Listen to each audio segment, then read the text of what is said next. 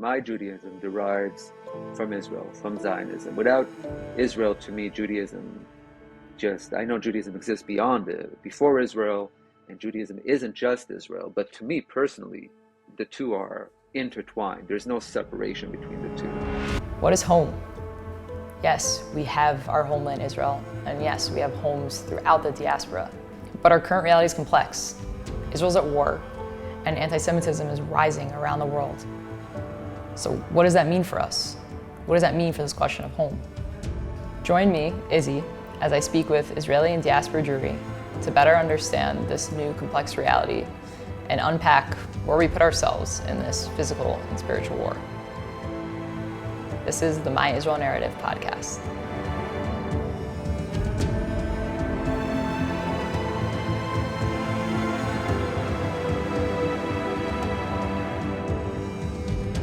Everyone, welcome back to another episode conversation of My Israel Narrative. Tonight we are lucky to be sitting with Igal Hecht, who is he has created Chutzpah Productions, and his films are award-winning and really have dealt with a range of topics from human rights to pop culture.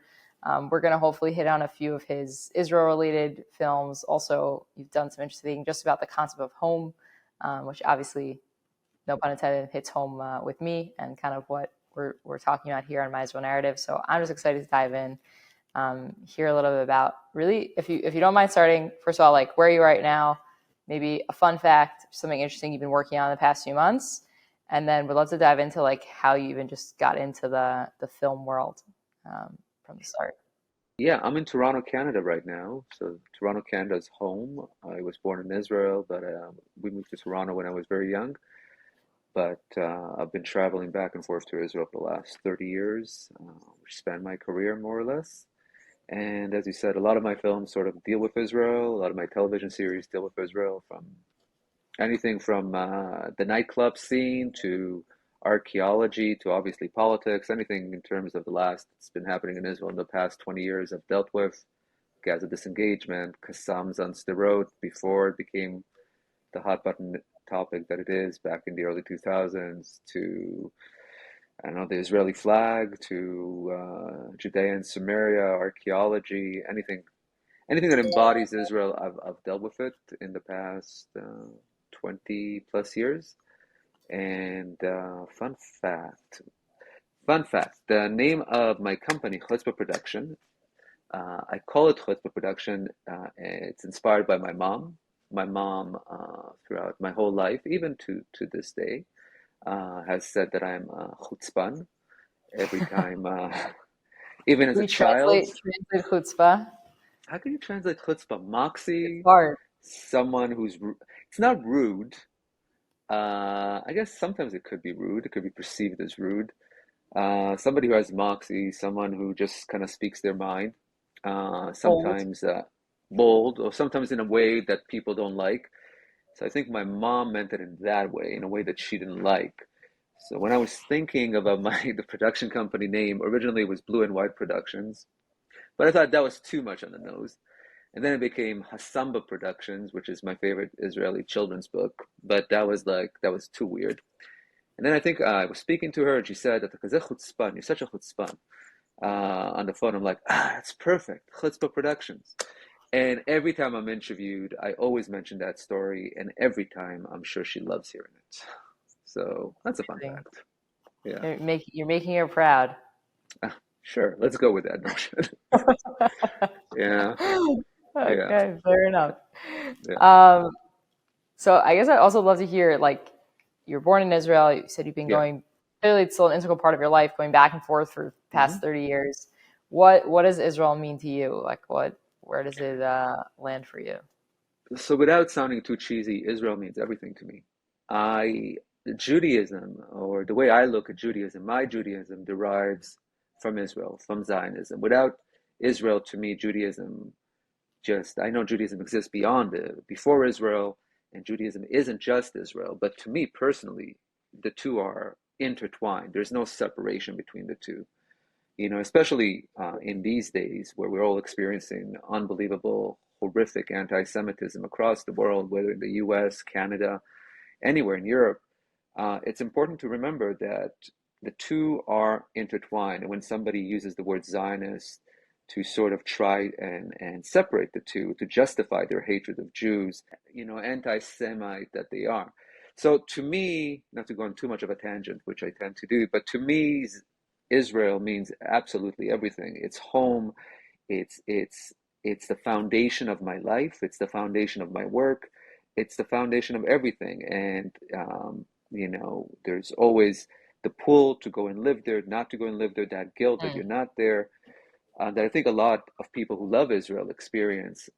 And as you get older, you come to terms with that, with the choices you make. But at its core, Israel just simply, in all true and honesty, means everything to me. It is, and I think that is why when I create my project and everything else, I want people to see what a wonderful place it is. And when I deal with politics in Israel, I want people to see that government isn't necessarily the people or vice versa. And I mean any government, not left or right, right or left. But it's like when I don't deal with politics and I just show the cultural aspect, or I just show other things there, I want people to see what an incredible place it is. And it really is incredible. It really is a light to other nations. People have this, obviously, they're going to listen to it and go, yeah, right, with the war and everything. But if you think about it, what people in Israel do is save the world. I've done films and documentaries of people who go and make the desert bloom, the arid desert bloom in Africa, bring water to millions of people, where without Israeli ingenuity, without Israelis going there, millions of people would have no water, millions of people would have no agriculture, millions of people would not be able to survive. And it's Israel, and it's Israel's ingenuity, and it's Israel's technology, and it's Israelis who are going there and doing that. And nobody wants to talk about that. And that is really the tragedy when you're dealing with people and having people understand Israel. It is a miracle, and it's by no means a perfect place, but no country is perfect. No nation on the face of the earth is perfect. And that is why I truly, absolutely love it, because it has so much to offer to the world. And all people really need to do is go to Israel and visit. I sound like I work for the tourism board. I don't. I truly believe this, because there are times I go there and I get annoyed, but then I get there and people are annoyed, but then I sit back, I take like a step back, and I look at how this country functions despite all the incredible challenges, and everything that it does, and it's simply incredible. And to be a part of that in a small way is wonderful. Yeah, it is amazing to think how much comes, and it's not just for the betterment of Israel. Yeah, We don't just contain whatever it is, whatever knowledge. Like Israel is like this focal point that brings forth so much for the rest of the world, and it is unfortunate absolutely it that is. much of the Yeah, world doesn't recognize it or understand it. But that's the truth, and ultimately, then you can ask this question and be like, I mean, the truth is, like, thank God the Jewish nation, really, wherever we are, we try and contribute to society and be a light and bring this positivity. But when we are plugged in, as they say, when your roots, I have all these like analogies at the tip of my tongue now, because when I ask these questions about Israel, people, give their own little like mashal analogy, how they see the Jewish people and how we fit with Israel. So I have like, perfect outlet, it's the roots of the tree, whatever. But yeah, whatever analogy you want to choose, when we are tapped into like our source, so then we can bring out so much more than when we're in other places. So it's probably, I'm curious for you, like what it's like also, as I feel a very strong contrast when I'm in Israel, when I'm out of Israel, right. what it's like for you and how you reconcile the back and forth, feeling so strongly connected to the land and being there. So look, I think we all, as I said, as you get older, you kind of look back, and there's always points in my life where I'm like, should I go there? Should I move there? I worked there half the time. There were periods when I was there for years. There was a period about 5 or 6 years ago when I was there for 2 years consecutively. Um, but there's other things that come into and take place in life, and so they, you know, kind of decide for you. We all have to live with our choices, but I think it doesn't take away from supporting such an amazing place and fighting for such an amazing place. And like I said when we first started, there's always that guilt of not living there. And why don't you live there? And I think you got to reconcile with that. And I would assume that what you're doing, this and other things, that is your way to sort of reconcile with that and deal with that and add to the conversation or make people aware of Israel. And the same sort of applies to me. I don't think, I've it's funny because the last 12 months I was trying to kind of stay away from Israel. In fact, I was in Israel in November 2022. And because I've been doing this movie about the Israeli elections for about 5 years, the never-ending Israeli election, and I'm sure we're going to be heading into another one, unfortunately, after the tragic events of October 7th. Um, I had enough. It was a breaking point. It was just like, it was a tough shoot. There was so much animosity and everything. And I said, I don't want to deal with Israel anymore. And after the 7th, all I want to do is deal with Israel. And so because I think it's important, I think um, when you're in the media, you play a small part, even if you're not Steven Spielberg and you don't have the reach of other people, you still have some sort of a reach. And when you're in the media, you play a small part. You want people to see the real Israel based on facts and not propaganda being spread by hateful, bigoted, anti-Semitic, excuse my French. And so that is how I see my role now, to sort of showcase that. And I have the power to do so. I have the platform, I have the ability, and so why not do that?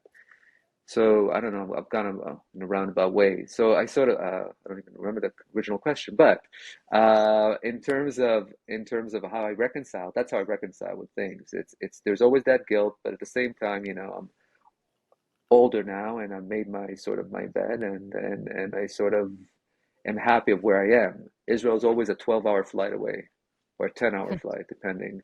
Or now with the ticket prices, it's like a 17-hour flight. Somebody should talk to Alal. You gotta Come stop back. over somewhere. Yeah, come back to Toronto. We want those direct flights here. Oh, you don't have direct flights at all We now? have no direct flights. We had 100,000 Wow. people fly, and Alal decided, nah, not good enough. Come out of Boston or Wow. New York. Yeah. So if Alal is watching, we want our direct flights back from Toronto, please. Anyways, let's move on. Fair enough. Fair enough. Yeah. A little spoiled in New York, I won't lie. But Yeah. I have to say, I made Aliyah during COVID, so I happened to have flown back and forth a good amount, like the first couple of years. Well, really, it was the first year a few times, and like the ticket prices were just like at cost, and it was the craziest thing. And you would get like your own row, and like Yeah. no lines of security and Those all that those good were the stuff. days, the COVID Yeah, days. Those are great. 40 people on the yeah, flight. Sure, yeah, masks, but whatever. yeah. Anyways, Oh, we're good. It's time to move forward. yes. Um, how did you? I just you kind of have this like whole like my series that you're alluding Yeah. to, my home, my flag, my Yeah. elections. My So elections. what's So, the idea behind that? Because I'm obviously here I have my Israel narrative, yeah. and I give a lot of thought to like the name, like my. Do I want to make it about me? Like what is that element for you? Like So putting the I'll mind. start with this. I hate putting myself in my films. So it's Mm. very rare I that knew I you were do going to it. say No, but that. it's true. It's very rare that I put myself in my films. Sometimes you don't even know who made the films because I don't need to be there. The My series. So my wonderful camera operator, producer, friend, colleague, Leor Cohen, who's been filming with me since 2005. Back in 2008, we were filming something, and he started noticing that in all my films, there's a shot of the Israeli flag. And jokingly, he just said, "Why don't you make a film about it?" And I said, "You know what? That's actually quite a good idea." So what started off as a joke became a 6-month journey, and the premise was very simple. We'll just walk around Israel, and I'll ask Israelis what the flag means to them. That was the whole premise. It started off as a very silly premise, and then throughout the whole thing, you kind of get a sense. And I was back in '08, and you get a sense of what the flag means to all communities in Israel. And we literally went to all communities, and we had a very interesting scene in Mea Shearim. Mm. Um, and where I lose my cool, I think, for the first time ever on film. And so it wasn't supposed to be a series. My Flag came out, and surprisingly, it became like a little festival darling, and it was showcased on a lot of channels, including the States, a lot of festivals. Very surprised. We had an amazing soundtrack by this Israeli rapper called Lior Shulman, Hamasiach, that's his name. Just really, just a nice, cool film. 52 minutes, cool hip hop Israeli music, lots of beautiful visuals. So I don't know, it resonated with people, I suppose. Mm. And then a few years later, back in 15 or 2014 or 2015, um, the the whole notion of Arab Israelis and what Israel means to them sort of came into the news, and I said, it'd be interesting to do it, but I didn't want to do it the way the Israeli filmmakers do it, which is always sort of I don't want to say anti-Israel, but definitely not not a positive way of looking at Israel for whatever reason. I want to look at Arab Israelis or people of the Christian or Muslim faith, known as Arabs within the Israeli society, who actually see Israel as a positive place. Why don't they have a platform? And in the film, you find out why, because the Israeli media as well is complacent in keeping this, uh, um, you know, um, antagonistic view between the two communities. There are many people within the Arab society in Israel that are pro-Israel. People like Yosef Haddad, who's very popular, Right. Jonathan Al-Khoury, Muhammad Kabia, and so many other people who are very pro-Israel, but they never get a platform. Now they get it more than when we started back in 15 when we were filming, but they never get a platform. The Israeli media will always bring someone like I don't know, Zoabi or Ahmad Tibi to scream and be anti-Israel, and then somebody will scream at them, and just keep that whole idea that Arabs hate, all Arab Israelis hate Israel, and which is not true, which is completely not true. It doesn't mean that there aren't a significant group of people that do, but there are many other voices, and that was the whole point of the film, to showcase those voices and to allow those voices, give those voices a platform, which was rarely done, and especially by an international crew. So Dotan Naved did an amazing job. He was our production manager, and Lior Cohen filmed the movie with me. And we got these amazing, incredible people. And the film, I called the film My Home because it is their home. I'm not in the movie, in a few scenes, but really it's about the key characters in the film, along with members of Knesset who are from the what's known as the Arab parties, the Joint List Party, Hadash, etc., who are very, very anti-Israel, and we actually capture some of them um, inciting people to violent acts, and later on it became a thing on Israeli TV, and somebody even talked about it in the Knesset. And what we did that most Israeli media don't do purposely, because they also have an agenda, is we listened to them in Arabic and we translated what they said. And we Wow. were given full access, because when you're an international crew in Israel, people are just like, oh, yeah, yeah, sure, I guess you're anti-Israel too. So come on down and film whatever you want. And the film did really well. It got to many festivals. It won a bunch of awards. And because, again, nobody really showcased that point of view and those voices before. And to its credit, BBC Arabic picked it up and showcased it all over the Middle East. It was showcased in Canada, numerous festivals in Europe as well. So I was very happy with the film. It was a good film. I was very happy to make it. Lior did an amazing job, as he always does. Very happy with that. So that was My Did you, Home. did you Yeah. ever think that it would have like that kind of impact and go as far as it did, and especially in the Arab world? No, no, I honestly didn't. I was very surprised about BBC Arabic picking it up. Um, different different times, I guess, back then. I was very surprised, to be honest, but I was very happy too, because that's the whole point. When you make a film, you want it to reach, especially when you make independent documentaries. Money isn't really the number one reason why you do it, and you want it to reach as many people as you can, and especially a film like this, because you want to show the Middle East, people in the Middle East, people across the world that no, it's not the propaganda that you've been constantly, But fed. It is quite different. Again, it's not perfect. There's racism in Israel, but show me a country where there's no racism. I live in Canada, the biggest progressive woke country in the world. There's tons of racism here. The United States, there's no racism in the US, please. Tons of racism there. In the Arab world, there's so much racism towards other Arabs. Not let's not even get into the racism that exists there towards Christians, towards Jews.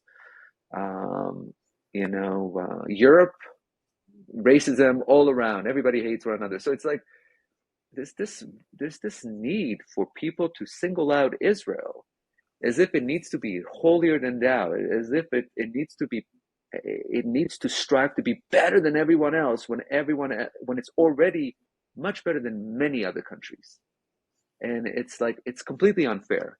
But going back to film, I was very happy. Like it was really cool to, I don't know what impact it made, but it was really cool to at least showcase those diverse voices and to showcase that, that to people across the Middle East and across the world. The film did really well. when you decide a film that you're gonna make a film, like, do you think through like, oh, I hope it has this impact, or like this is my goal, or is it more just like something speaks to you and you roll with it? Yeah. I just roll with it.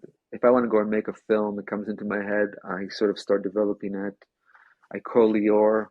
I go, hey man, I have an idea. I hear his sigh. This idiot again. No. And I go, I have an idea. Let's do it. Here's what I'm thinking. And then the whole process starts. It's like you finish a movie, you slap on the credits, and then you start from zero all over again on your next project. You got to find the characters, you got to find the people, you got to somehow try and get them to say yes. You need to start thinking visually. And I no longer just want to make a movie that's a talking head film, just people talking and some visuals. I want to understand, get scenes, really give you a deep and insightful sense of what the story is. And so I love making docs. I've been making docs for almost 30 years. I've made over 60 documentaries in my life. So every time it's when one ends and a new one begins, it's a challenge. It's like the first time you made a doc. I truly love the whole process. Because I had a shoot the other day about, I don't even know what, and just some corporate video. But the process is the same. You got to find people to interview. It's interesting to talk to people. I mean, you're doing it, and it's great. It's great to talk to people, to get to know them a little bit, to get to see what motivates them. And I truly love the whole process. But when it's done or when I get to a shoot, I get very excited. I was on my feet yesterday for about 14 hours filming. Wow. Everything hurts now. Everything hurts now. But yesterday when I was filming, it was just fun. It was like every time you do it, it's like when I first picked up a camera. And that's consistently been the story throughout my entire career. And that's what it's a lot of fun doing this. Sounds like you know you're doing the right thing for you, which is kind Yeah, of just is a cool feeling. I mean, it's also absolutely. like, I'm just thinking, like you said, you made 60 documentaries plus tons of other projects, but that means like 60 times minimally you ended it and started Yeah, something again anew. And yeah. I feel like that's just like a very powerful, just shows you the strength. I mean, you obviously particularly have, and I really think everyone, right, that we can constantly, like, it's like literally like probably like in a way like reinventing a part of yourself every time, because when you're in the creative space and like it's always tapping into something different. It's the same, like a similar skill set, but what you're trying to bring out is a whole different story, a whole different side. um, so I No, don't know, it's just absolutely. very cool. No, Very cool. listen, absolutely. If you love what you do, then it's not work, right? If you love what you do, it's not work. Right. And even though it's a lot of work and it's a lot of hard work, but it's tons of fun. And it's a constant hustle, and it's hard being an independent documentary filmmaker or in the media field at all. But and there's constant failures. But so what? Sure. Beats a 9 to 5. Let me tell you that. It beats a 9 to 5 Okay. any day of the week. Oh, for So, sure. I'd love to know, like, in all of your production work and whatever, what if there's like one conversation or interview off the top of your head that like really stood out to you at some point along the line, like. oh, in Israel or just in general? I mean, if something from Israel pops up, it could be general also. You know, so there's a lot of entries that come to mind, but I'll tell you what does come to mind more so, and that's the crew. I have been really fortunate to have the same crew for in Israel for 25 years, more or less. People change, come and go, but 20 years, sorry, not 25, 20 years. Lior Cohen and Gabriel Volkovic, who we both know, and and Dotan Bay, and others as well. It's amazing to have that. That's really why I love also to work in Israel, having this just really amazing crew. And one of the greatest shows that we have, and this has nothing to do with production, we have, and I kind of forced it on them. We have this tradition when we film in Israel. No matter what, the day starts at a yellow gas station, uh, where we Oh, buy our coffee, and we buy our coffee and breakfast sandwich, or in Lior's case, it's a cinnamon roll. In Gabriel's case, it's a nice aroma. So we stop at the yellow, and if there's an aroma, Gabriel gets a nice aroma or a sandwich with no tomatoes. That's his thing. And I love working with those guys. It's just true joy to come to Israel, get in a car, and just go to a shoot. And on the way, one of the things that I truly love is stopping at the yellow in the Hadera junction. If we're going up north, that's when we're going to stop. Or if we're going down south, we're going to stop just outside of Ashdod. I forgot what the place is called. That's our first have yellow your that we place. always go to. We have visited, I think, and we once tested it. I think we visited at one point. I'm sure they've added every yellow that existed in Israel, and You we should do a have. documentary on I really should. They from should, but they yellow to should. yellow. From yellow to yellow, and they should fund us. Yeah, So if yellow is I think they looking, need some PR. uh, It's a lot of yeah, they competition, you do. know. They do, and nothing against Delek or the other ones. They're lovely as well, but yellow just became a tradition, and and I mean, and I have honestly, made the coffee. The coffee's yeah, good. it is good depending on who makes it. But yeah, for sure. And really, that's the working with an amazing crew is really one of the greatest joys of working in Israel. I love those guys. They're amazing to work with. And then because of them, I've had access to thousands of people who have interviewed over the past 20 years on like I said, on a variety of subjects. So there's tons of stories, and they all sort of blend into one. That's the problem. Just pulling one out is always hard. There's stories through the elections of following Amir Ohana, for example, who, when we first started following him back in 2019, is just a member of Knesset, and a wonderful member of Knesset, first openly gay member of Knesset in the Likud. And then all of a sudden, throughout our shoot, he becomes justice minister, and he becomes interior security minister, and now he's the speaker of the Knesset. And it's kind of amazing to see that and think that, when we first started shooting, that's where he was, and within 3 years, here he is. The election had so many weird. When we filmed for the elections, the 5 years of filming all the five elections, there's been insane stories. When the series eventually comes out in 2029, or who knows, maybe before, we'll do a 10-year retrospective of Israel's political system. All those stories will be in there, but there's like, you just meet characters in Israel. No matter where you go in Israel, you point a camera, and there's somebody who's definitely always willing to talk to you. That's Yeah, for sure. makes your job Yeah, easier, no? yeah, Um, so I don't know if you have anything you're working on now that you can share a little bit about or yeah, point to, but would love to hear. yeah. So when it comes to Israel related topics, there's a series that I'm doing called Secrets of the Land. It's an archaeology show in which we explore. the world of archaeology in Israel. We filmed 2 seasons, about 26 episodes. First season already aired.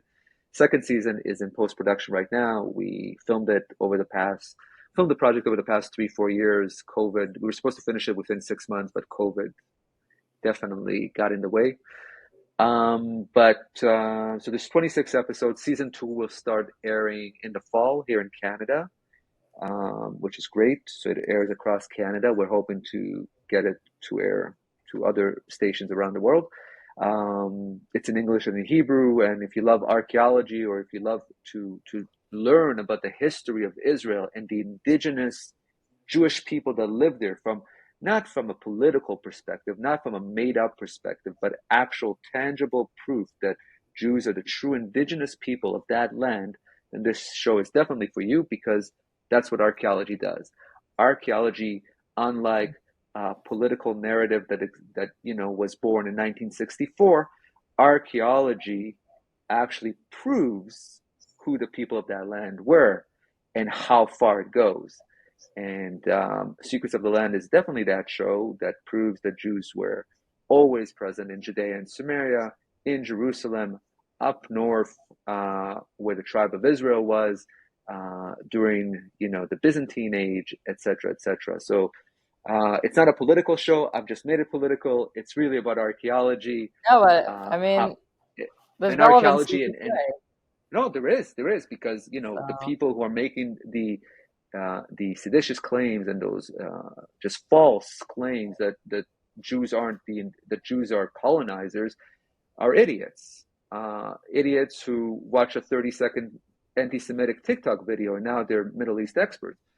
However, thankfully, what archaeology does is show tangible proof. So when I hold a coin that's 2,000 years old, and on it there's Hebrew writing talking about Israel and the tribes and King David, etc., and I hold it in my hand, that's tangible proof in my hands, and not that's being fed to woke idiots marching up and down the streets of North America like some Hitler Youth in Berlin in 1930.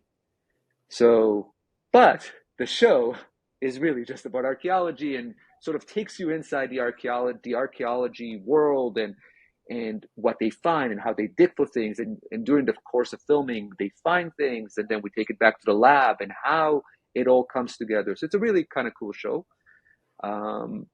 The other project that Israel, I work on another show here in Toronto about in Canada about amazing Canadian artists of all faiths, just brilliant artists, nothing to do with Israel. The other show the other movie that I'm working on, that I have a pleasure of being a part of an amazing team. I'll talk about it briefly. It has to do with October 7th. I won't get into it too many details. I'll just say that Dotan Naveh is a director. He's a brilliant Israeli director. We did an amazing film called Ansar that people should watch. You can watch it on Cannes in Israel. And then it deals with October 7th. We started filming it 2.5 weeks after October 7th, after the horrific attacks of October 7th. And we've been filming for 3.5 months. Dotan Naveh is the director. I'm the producer editor. Dotan is also the producer. Lior Cohen is one of the cinematographers, and Gabriel Volkovic is also one of the brilliant cinematographers of the film. We're still in production. We're heavy into production. We're following people who had to endure the unbelievable horror of that day, but we're also hoping to inspire people and to show the resilience of the amazing people that live in Israel. And so that's not really going into the film too deep. It's going to be a really, really brilliant film. Like I said, we're 4 months in. The footage is breathtaking and amazing and very powerful. And I hope when the film comes out, everybody watches it and really understands what happened on that day, but at the same time can see how resilient and how the amazing people of Israel are going to move forward, as we will, as a Jewish nation, as the Jewish world. We will move forward and overcome and become stronger, I hope, as a people, and realize the importance of the state of Israel for all Jews, even those, idiotic Jews out there in New York, protesting, demanding for a ceasefire, but not mentioning the hostages as well. Even those, Israel's important for their own, their own place in the world, even if they don't realize it. Hopefully they'll realize it soon. I was going to ask you just in closing if you had a message for just like global Jewry, and I think that's a beautiful way to end it. Just recognizing our resilience, our strength, and then we're going to come back stronger, God willing, and just move onwards and upwards. So it is, and we shouldn't be afraid. We shouldn't be afraid to stand up for Israel. We shouldn't be afraid to voice our opinion, and we shouldn't be afraid to really call out the bleep people out there that are lying, and forget that on October 6th, people went to sleep in Israel, not wanting to kill anyone, not wanting to go into a war, not wanting to do anything, not wanting to harm one person in Gaza.